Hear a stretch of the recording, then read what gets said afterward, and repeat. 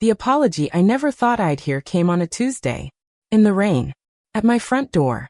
I was 68 years old. I had been waiting for 30 years. 30 years of silence. 30 years of hurt. 30 years of wondering if I would ever hear those words. His name is Michael. My older brother. The one who stopped speaking to me after our mother died. The one who blamed me for her death. The one who told me I was dead to him. The one who walked out of my life and never looked back. For 30 years, I told myself I did not care. I told myself I was better off without him. I told myself that his anger did not matter. But I was lying. I cared. I cared every day. I cared every birthday. I cared every Christmas. I cared every time I saw a brother and sister laughing together. I missed him. I missed his laugh. I missed his advice. I missed the way he used to tease me. I missed the way he used to protect me. I missed my big brother. But I never thought he would apologize. He was too proud. Too stubborn. Too angry. He had made up his mind about me 30 years ago, and I did not think he would ever change it. Then, on a Tuesday in the rain, there was a knock at my door. I was in the kitchen, making tea. The rain was falling outside. The world was gray. I was not expecting anyone. I never expected anyone anymore. I walked to the door. I opened it. He was standing there. He was old. His hair was gray. His face was wrinkled. His eyes were red. He had been crying. He looked older than his years. He looked tired. He looked broken. He said, "Helen." That was all. Just my name. I said, "Michael." He said, "Can I come in?" I stepped aside. He walked in. He looked around my living room. The furniture was old. The curtains were faded. The walls needed paint. But it was mine. It was home. He sat on the couch. I sat in my rocking chair.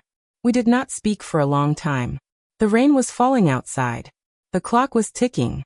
The world was waiting. Then he said, "I am sorry, Helen. I am so sorry. For everything. For the fight. For the silence. For the years I did not call. For blaming you for Mom's death. For telling you that you were dead to me. I was wrong. I was so wrong." I started crying. Not loud crying. Quiet crying. The kind that comes from deep in the heart. He said, "I have been wanting to say this for 30 years. But I was too proud. Too stubborn. Too scared. I did not know if you would forgive me. I did not know if you would even want to see me." I said, "I have been waiting for this apology for 30 years, Michael. I have been waiting for you to come home." He cried. He put his head in his hands. He said, "I am sorry. I am so sorry." I stood up. I walked to him. I sat next to him on the couch. I put my arms around him. I held him. I said, "I forgive you, Michael. I forgave you a long time ago. I was just waiting for you to say it." We sat there. On the couch. Holding each other. Crying. Healing. That was the apology I never thought I'd hear. And it came on a Tuesday. In the rain. At my front door. Let me go back. Let me tell you about my brother. The brother I loved. The brother I lost. The brother who finally apologized after 30 years. His name is Michael. He is 3 years older than me. When we were young, we were inseparable. He protected me from bullies. He helped me with my homework. He taught me how to ride a bike. He was my big brother. My hero. My mother used to say, "You two are like two peas in a pod. Always together. Always laughing. Always getting into trouble." We believed her. We thought we would always be close. We thought nothing could ever separate us. We grew up in a small town. Our father was a carpenter. Our mother was a nurse. We did not have much money. But we had each other. We had love. Michael was the responsible one. He helped our father with the house. He helped our mother with the yard. He helped me with my problems. He was the one everyone turned to. He was the strong one. I was the dreamer. I loved to read. I loved to draw. I loved to imagine. Michael would listen to my stories. He would encourage me. He would say, "You are going to be an artist someday, Helen. I know it." I never became an artist. But I never forgot that he believed in me. We went to the same school. We had the same friends. We even had crushes on the same girls. But we never fought over them. We would talk about them, laugh about them, decide who would get which one. Those were the good years. The years I thought would never end. Our father died when I was 16 and Michael was 19. A heart attack. Sudden. Quick. No warning. He was in his workshop, building a rocking chair. He collapsed. He was gone before the ambulance arrived. Our mother was devastated. She stopped eating. She stopped sleeping. She stopped talking. Michael stepped in. He took care of our mother. He took care of me. He took care of everything. He canceled his plans to go to college. He stayed home. He got a job at the hardware store. He worked long hours. He came home tired. But he never complained. I said, "Michael, you should go to college. I can take care of Mom." He said, "You are too young, Helen. You need to finish school. I will go to college later. Right now Mom needs us. And I need to be here." I felt guilty. But I did not argue. I went to school. I got good grades. I went to college. I became a teacher. I got married. I had children. I built a life. Michael stayed home. He took care of our mother until she died. He worked at the hardware store. He never went to college. He never got married. He never had children. He gave up everything for our family.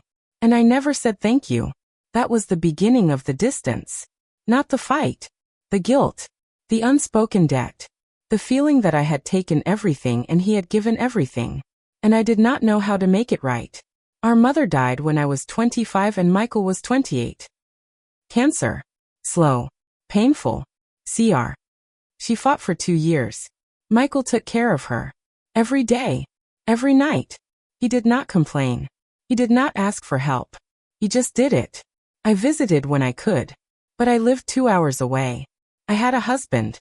I had a baby. I had a job. I had excuses. Michael never made excuses. He was there. Every day. Holding our mother's hand. Feeding her soup. Reading to her. When our mother died, Michael was alone with her. I arrived an hour later. Too late. I did not get to say goodbye. Michael was sitting by the bed, holding our mother's hand. He looked up at me. His eyes were red. His face was pale.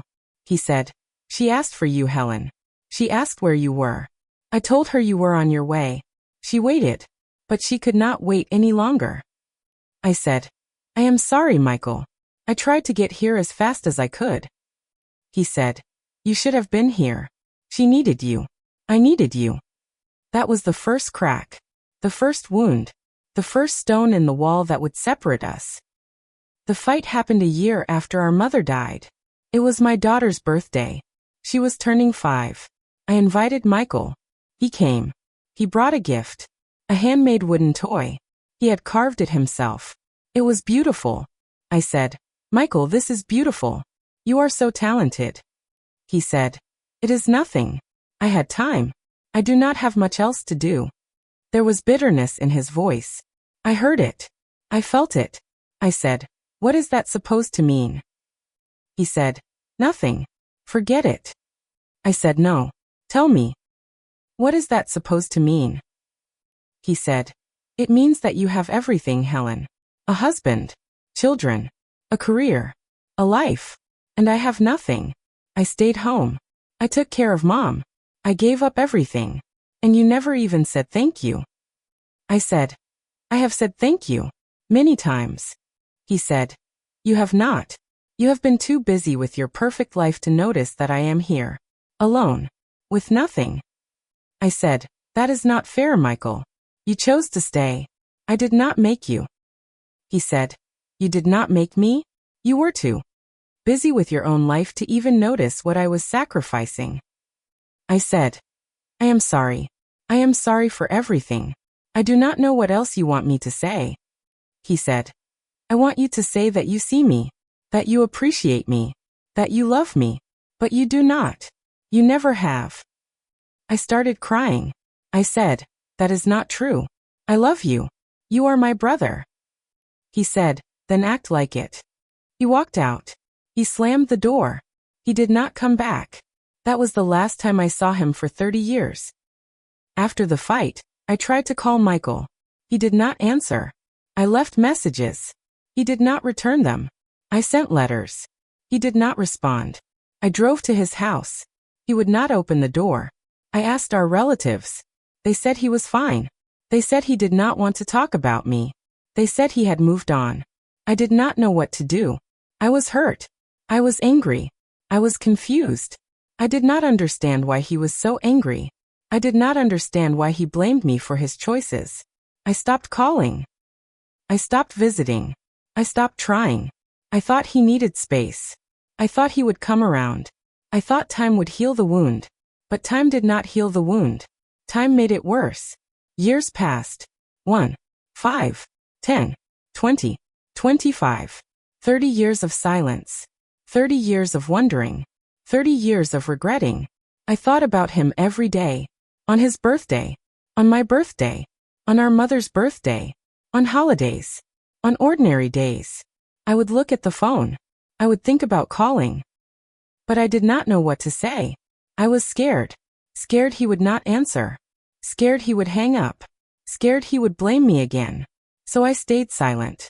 And the silence grew. Like a wall. Brick by brick. Every unanswered question was a brick. Every unspoken apology was a brick. Every year that passed was a brick that I built a wall of silence around my heart. And I hid behind it. Because it was easier than facing the pain. Easier than admitting that I had lost my brother. Easier than accepting that he might never. The knock came on a Tuesday. In the rain. At my front door. I was in the kitchen. Making tea. The rain was falling outside. The world was gray. I was not expecting anyone. I never expected anyone anymore. I walked to the door. I opened it. He was standing there. He was old. His hair was gray. His face was wrinkled. His eyes were red. He had been crying. He looked older than his years. He looked tired. He looked broken. He said, "Helen." That was all. Just my name. I said, "Michael." He said, "Can I come in?" I stepped aside. He walked in. He looked around my living room. The furniture was old. The curtains were faded. The walls needed paint. But it was mine. It was home. He sat on the couch. I sat in my rocking chair. We did not speak for a long time. The rain was falling outside. The clock was ticking. The world was waiting. Then he said, "I am sorry, Helen. I am so sorry. For everything. For the fight. For the silence. For the years I did not call. For blaming you for Mom's death. For telling you that you were dead to me. I was wrong. I was so wrong." I started crying. Not loud crying. Quiet crying. The kind that comes from deep in the heart. He said, "I have been wanting to say this for 30 years. But I was too proud. Too stubborn. Too scared. I did not know if you would forgive me. I did not know if you would even want to see me." I said, "I have been waiting for this apology for 30 years, Michael. I have been waiting for you to come home." He cried. He put his head in his hands. He said, "I am sorry. I am so sorry." I stood up. I walked to him. I sat next to him on the couch. I put my arms around him. I held him. I said, "I forgive you, Michael. I forgave you a long time ago. I was just waiting for you to say it." We sat there. On the couch. Holding each other. Crying. Healing. We talked for hours. About the fight. About the years of silence. About the regrets. About the pain. He told me about his life. About the loneliness. About the reg. About the pride that kept him from calling. He said, "I was so angry at you, Helen. I blamed you for everything. For leaving. For having a life. For being happy. I blamed you for my choices. And I could not forgive you. Because I could not forgive myself." I said, "I blamed myself too, Michael. I felt guilty for leaving. For not helping more. For not saying thank you. For not seeing you. I thought you hated me.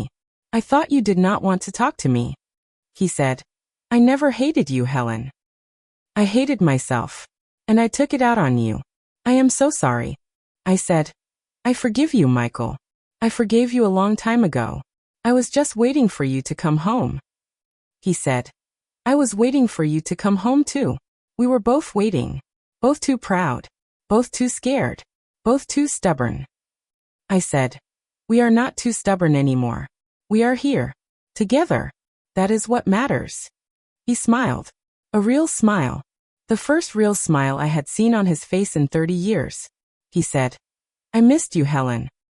I missed you every day. I said, I missed you too, Michael. Every single day.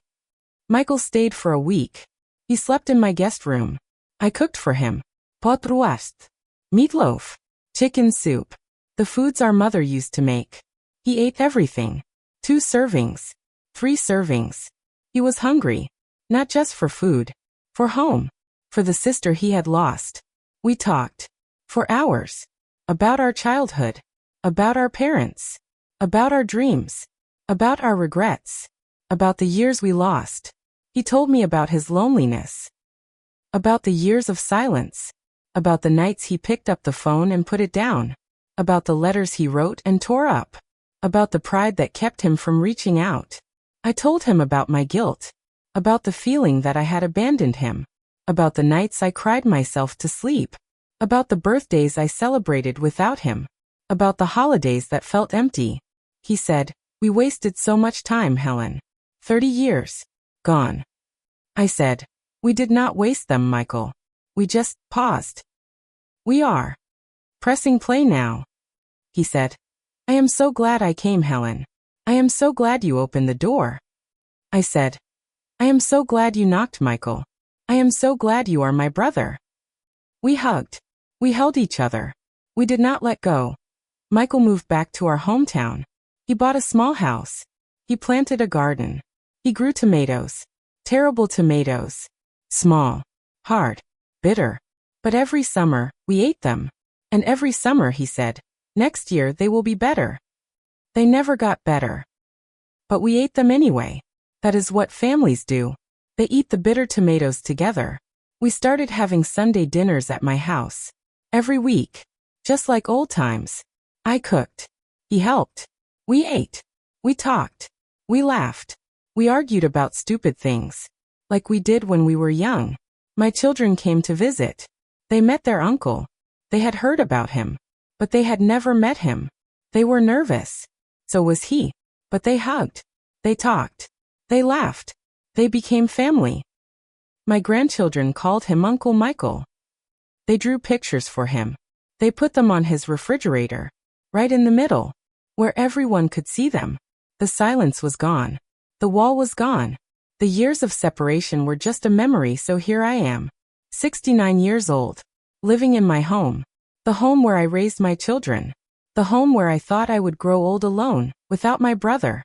But I am not alone. My brother is here. He is in the kitchen. He is making dinner. He is humming. He is happy. My children are here. My grandchildren are here. The house is full of laughter. Full of love. Full of family.